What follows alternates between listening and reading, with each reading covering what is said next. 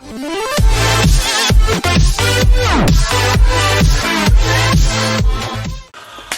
my beautiful bakers, and welcome back to another episode of Baking with Bob. What are we getting up to today? Well, you may have already seen it from the thumbnail. We are making chocolate mousse rainbow style. So to celebrate Pride Month, that is what we're doing. We are doing the rainbow / unicorn style chocolate mousse. Really simple, really easy, anyone can join in. So let me grab my baking book and I will read you the ingredients. So the first ingredients we will be needing today is 1.5 cups of white chocolate chips, or 355 grams, 1.5 cups of heavy whipping cream, or 355 ml, half a teaspoon of flavouring, so vanilla or orange, whatever, and some food colouring, and lots of bowls to mix it all into. So let's get cracking. First job, let's wash our hands. Okay, hands all nicely washed. First step is we are going to measure out into our saucepan. We're going to do half a cup of the heavy cream, and we are going to bring that to a slight simmer. We want to warm it through so the edges just start to bubble, and then we're going to take it completely off the heat. So let's start the first stage, and hopefully we are filming from up here. I know I'm running low on battery power, so do forgive me if it clicks off, but don't worry, I will try to keep my eye out for that. So we're literally just on a medium heat, and we just want this heavy whipping cream, or double cream, to start to bubble. Once that's started to bubble, we'll move on to the next stage. And like I said, this is a super simple, really easy. The only problems you might run into is with the white chocolate. Very low quality white chocolate tends to split, and this is also why I'm not doing it in the microwave, because white chocolate does tend to split really easily because it doesn't actually have any cocoa in it. It's the cocoa butter that is in it that forms the white chocolate. So yes, let's just make sure we get that right. The other tip I have for you is please make sure that all of your bowls, all of your pans, your utensils, everything you're using today is completely dry. No water on there at all, because water makes chocolate split. So let's just check on the hob. Now we're not starting to bubble too much yet. It is starting to warm through.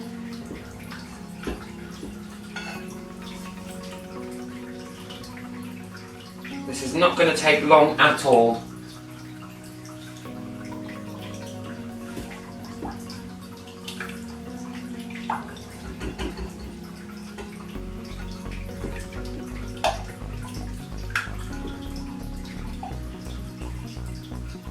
Not quite warm enough yet, but we're getting there. You can give it a bit of a stir to make sure it's the same temperature all the way through. You can see we're just starting now to come to temperature. I can see the steam, I saw a bubble, and that's it. Once you see those bubbles come through, turn it off.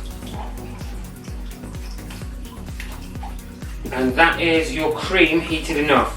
The next job is to pour this warm cream, over your chocolate chips or chocolate chunks like I've got. Or you can add the chocolate chips to the pan, either way around. So I'm going to just chuck mine into the pan. And then we're going to want to stir to ensure this all gets nicely melted. Oh, make a splash like me if you like. And as you can see, it does start to melt, more splash, quite quickly because of the temperature. Because chocolate actually melts just above body temperature.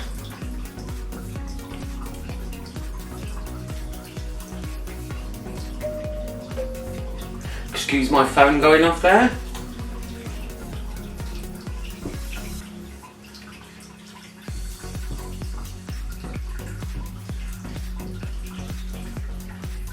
And like I say, just keep stirring until all your lumps have gone. Please again make sure your heat is off, because you don't want it to burn.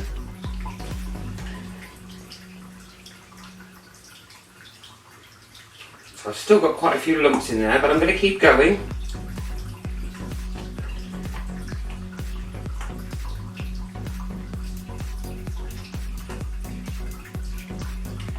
Yeah, we're getting there now, the lumps are almost gone. Oh, there's a few at the bottom actually, so make sure like using a spatula like me is great because it can scrape everything straight off the bottom. There we go, nearly done. And there we go. That is our melted white chocolate ganache ready for the next stage. And it is still quite hot. Love chocolate. So what we're going to want to do next is just chill this while we whip up our cream. So pop that into a fridge, and then you want to grab your rest of your cream, which should be a cutout. You want to whisk this on a high setting, your cream, until you've got soft peaks. So I will fast forward through this bit for you because I know you don't like the noises, but here we go.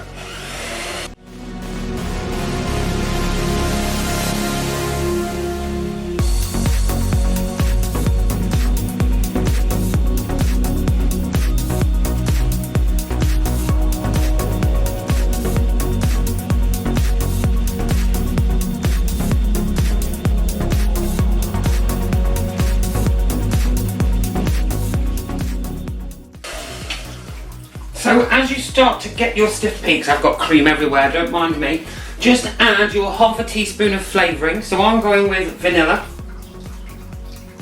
And I'm just adding that to the cream, and then I'm going to continue until I've got full peaks in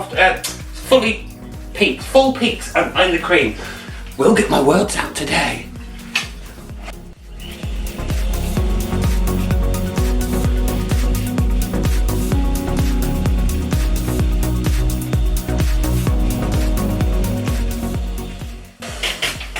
Okay, so I now have soft peaks, so you can see, well basically you could turn it upside down and it shouldn't come out of the bowl. That was so fluky or lucky it didn't come out of the bowl. It's a good job I believed myself.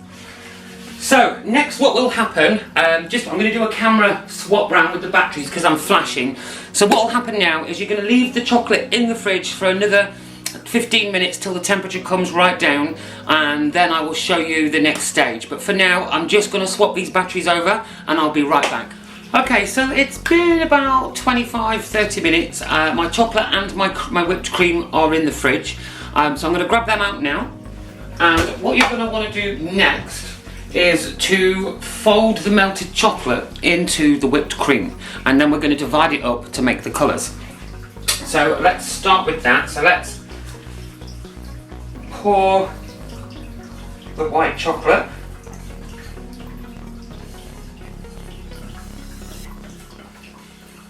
As much out as you can, and then you're going to want to fold into the cream.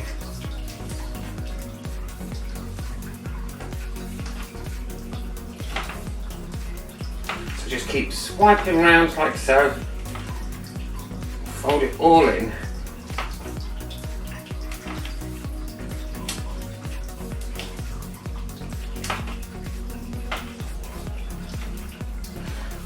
Okay, so now that's folded in, it should be nice and smooth. Mine's a bit lumpy, and I'll be honest, because mine's still a little bit warm. I want you to make sure your chocolate is cold. But what you'll do next is then divide this into the amount of colours that you want. So if you've only got 3 colours, only do 3. If you've got 5, or you can use the colour chart to make your own. So blue and yellow make green, etc. Like I said, divide this between several bowls.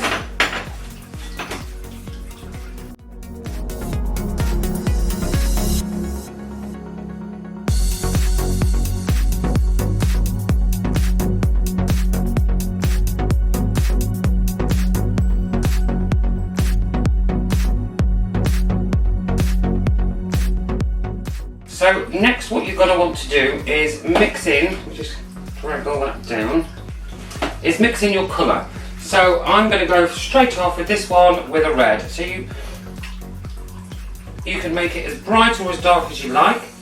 Obviously adding more colour will make it brighter. So that is my red, or pink.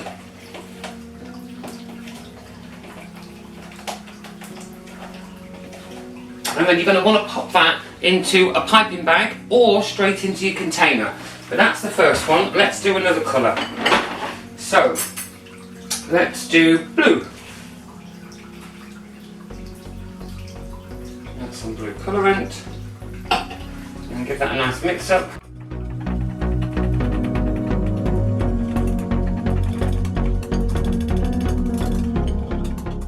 So that's not very blue, so I'm going to add a little bit more. I want it to be a bit stronger than that, the blue.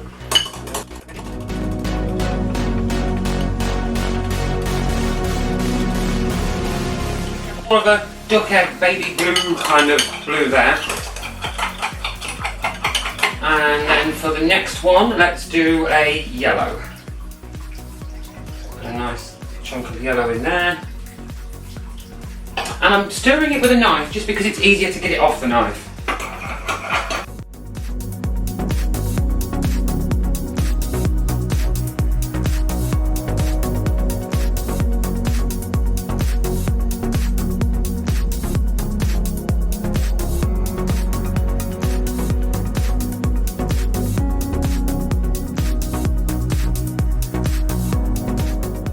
So, like I say, you've got two options from now. Now you've got your colours. You can either scrape those into a piping bag and then pop them in the fridge for another 30 minutes, let it harden up a little bit, and then pipe it into your glasses if you want to do it that way. It does help you get more defined layers between each one if you let it set a bit more. If you're in a rush and you want to do it quick like me, you can go straight from your mixing bowl into whatever you want to present it in. I've chosen to go for a wine glass just because I think it looks nice and then you'll be able to see all the colours. You can use the picnic plastic see-through Tupperware things like the plastic wine glasses, cocktail mojito glasses, all the different kinds that you want to make it as fancy as you want. And then the other thing as well is at the end you can decorate how you want, but we'll get to that one in a second. Let's go with the wine glass. You're going to want a couple of spoons for this job. And my first one, I'm going to put the red in. So I'm going to do a tablespoon, with trying not to make too much mess. A tablespoon of red, dollop it straight into the middle. There we go, and then one more. And again, you can do these colour thicknesses as much as you like.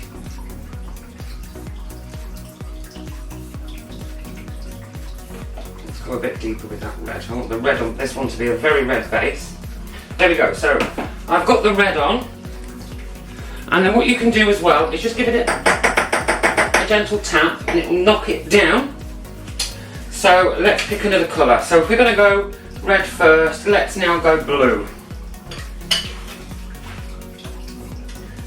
And then if your mixture like mine is runny, what you can do is put your knife over the top of the wine glass and pour the mixture down the knife, and it will just help it to sit on top rather than making it look like a drop swirl, which means it mixes into the other colour. So again, pour it down the knife and let the knife control where the drizzle goes. There we go.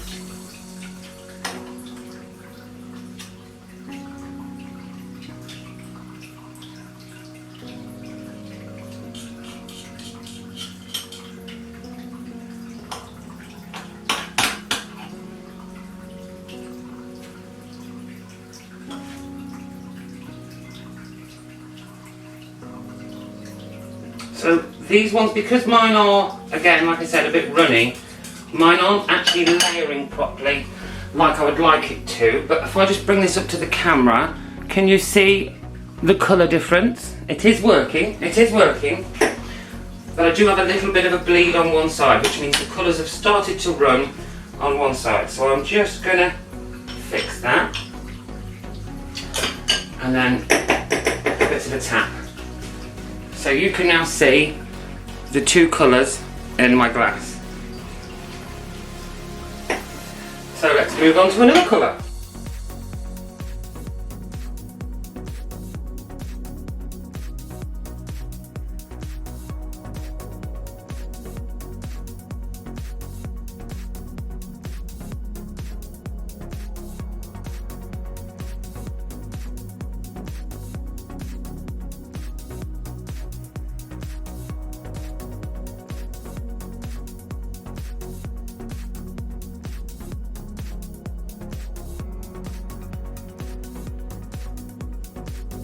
So I'm just going to show you this quickly on this camera. So now you can see I've got my different colours, and then what you'll do is pop those into the fridge for about an hour until it's set. Then when it comes out of the fridge, I know I haven't put mine in the fridge, but it's just to show you, you can use whipped cream, squirty cream when serving. I'm going to use some squirty cream, and I'm just going to show you now. So, I know this one's not completely finished, but put your squirty cream into the rest of the glass.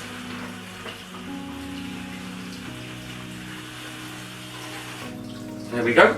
And then decorate with sprinkles, or whatever you want. Smarties, sprinkles, absolutely anything.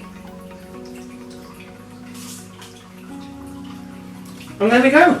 There is our rainbow unicorn mousse. Bring this back to the camera, and you can now see my cream, my sprinkles, my pink, my yellow, my green, my blue, and my red. And that's it. That is your mousse. So, thank you very much for watching along this far. I'd love to see your results and how you get on with this. If you've used the piping method or the spoon and knife method, let me see what you've done, and any suggestions, ideas, recommendations, blah blah blah, all the normal stuff. Leave a comment down below, smash that like button, and please don't forget to subscribe, because it really does help my channel. And that's it from me, so I will see you next time.